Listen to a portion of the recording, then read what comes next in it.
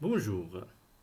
Dans cette leçon, Inch'Allah, on va essayer ensemble d'identifier les caractéristiques du début d'une nouvelle document page 127, livre parcours, version 2. Mais avant de commencer, j'espère tout d'abord que vous avez fait les exercices en rapport avec le texte. Mais avant de commencer aussi, j'aimerais bien que vous relevez les verbes qui sont conjugués à l'imparfait et aussi les verbes qui sont conjugués au passé simple dans ce texte. Et après, on passe à l'étude du texte. Comme vous remarquez, on peut découper le texte en deux parties. Commençons par la première partie.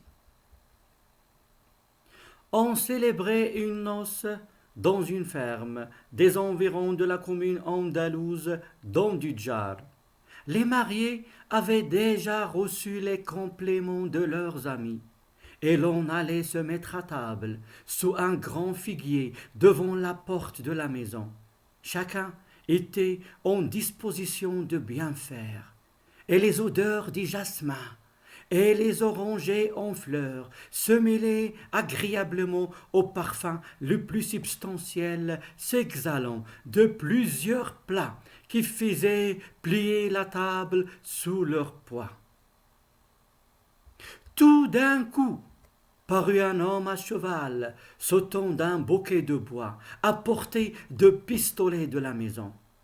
L'inconnu sauta lestement à terre, salua les convives de la main et conduisit son cheval à l'écurie. On n'attendait personne, mais en Espagne, tout passant est bienvenu à partager un repas de fête. D'ailleurs, l'étranger, à son habillement, paraissait être un homme d'importance. Le marié se détacha aussitôt pour l'inviter à dîner. Prosper Mérimée, lettre d'Espagne. Alors, la première question, mes chers, quelle est la source du texte?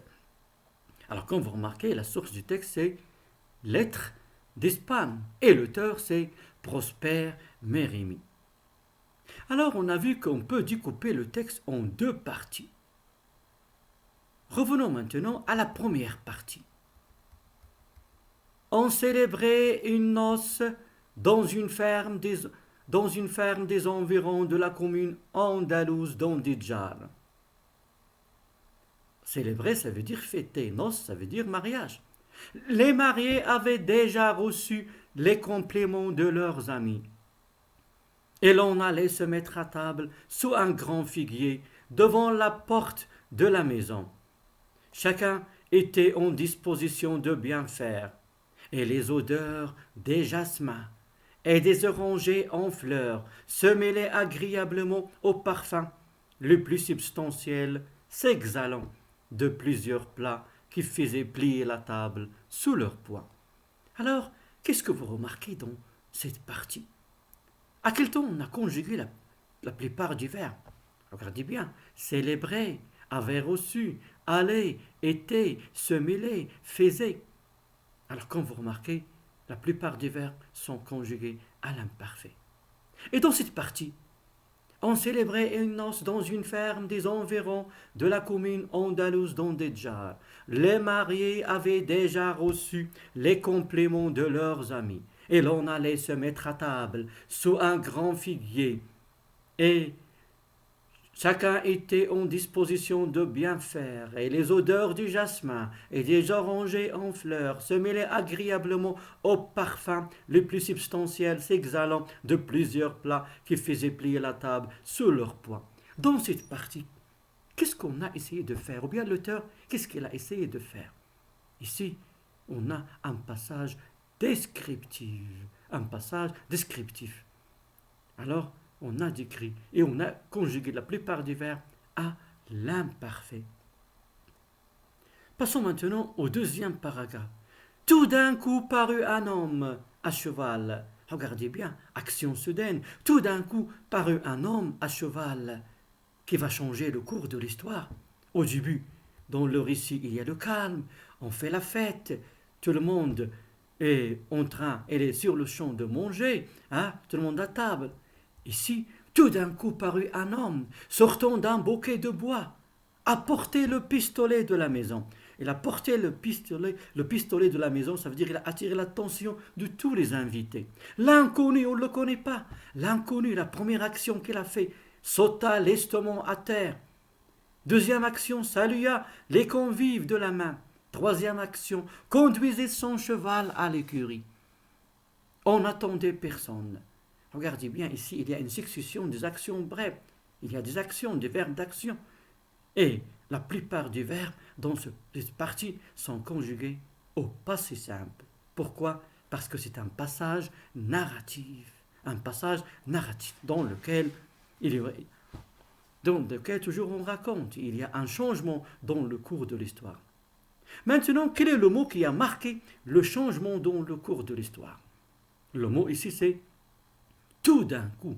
Tout d'un coup parut un homme. Ça veut dire une action soudaine. Tout d'un coup parut un homme. Et regardez bien aussi dans ce deuxième paragraphe.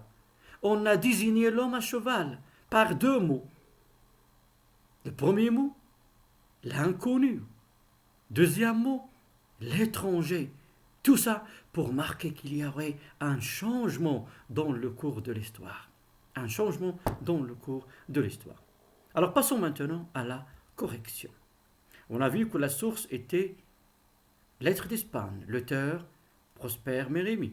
Aussi le vocabulaire qu'on a vu dans le texte, célébrer, ça veut dire fêter, noces, ça veut dire mariage, les compléments, les félicitations, odeur des jasmins, on a dit c'est l'odeur des fleurs, sauta, lestement, ça veut dire avec souplesse, les convives, les invités, le figuier, arbre qui nous donne les figues, et l'oranger, arbre qui donne les oranges. Maintenant, quel est le lieu de l'histoire? On célébrait une noce dans une ferme. Alors le lieu de l'histoire, c'est une ferme. Le temps de l'histoire, l'odeur du jasmin, les orangers en fleurs. On est dans quelle saison ici?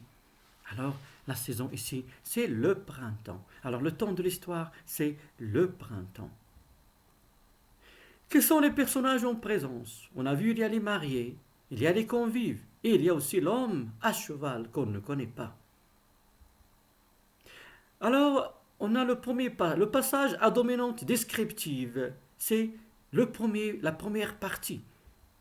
On célébrait une noce jusqu'à leur poids. Et on a vu que le passage à dominante narrative, c'est la deuxième partie, tout d'un coup, jusqu'à la fin du texte. Le mot qui a séparé les deux parties, déjà on l'a vu, il a marqué le changement dans l'histoire. C'est le mot bien l'expression, c'est tout d'un coup. Ici, on a une expression, tout d'un coup. Alors la première partie qu'on a dit, elle correspond à quoi? C'est une situation stable, ça veut dire elle correspond à la situation initiale. Et la deuxième partie correspond à l'événement inattendu, ou bien l'événement perturbateur, ou bien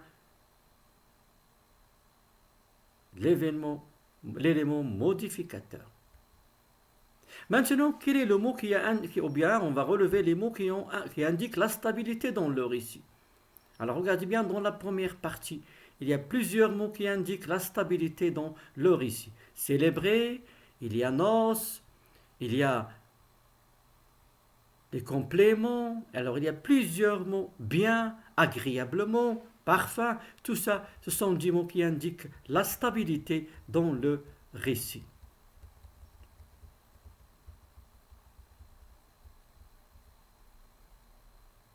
Maintenant, quels sont les mots qui expriment le mouvement dans le récit? L'étranger. Alors le premier mot c'est sauta, salua, conduisait et aussi se détacha. Ce sont des verbes d'action. Les deux mots qui renvoient à l'homme à cheval. On a déjà vu qu'il y a deux mots qui renvoient à l'homme à cheval. Il y a inconnu et il y a étranger. Maintenant, quelle est la valeur narrative de ces deux mots? La valeur narrative, c'est tout simplement marquer le changement dans le cours de l'histoire. Alors maintenant, quelles sont les caractéristiques des débuts d'une nouvelle? Alors on a vu dans la situation initiale, le type de texte dominant, on a dit, c'est un texte descriptif. Et les temps verbaux qu'on a employés, c'est là l'imparfait. Et les types de verbes qu'on a trouvés, ce sont les verbes d'état. Maintenant, l'événement inattendu. Dans l'événement inattendu, le texte dominant, c'est un texte narratif. Et le temps verbal ou bien qu'on a trouvé dominant, c'est le passé simple. Et les types de verbes sont des verbes d'action. Sauta, salia, conduisez, se détacha sont des verbes d'action. Alors j'espère, mes chers, maintenant que vous avez pu identifier les caractéristiques des débuts d'une nouvelle. En attendant les prochaines leçons, à bientôt, mes chers.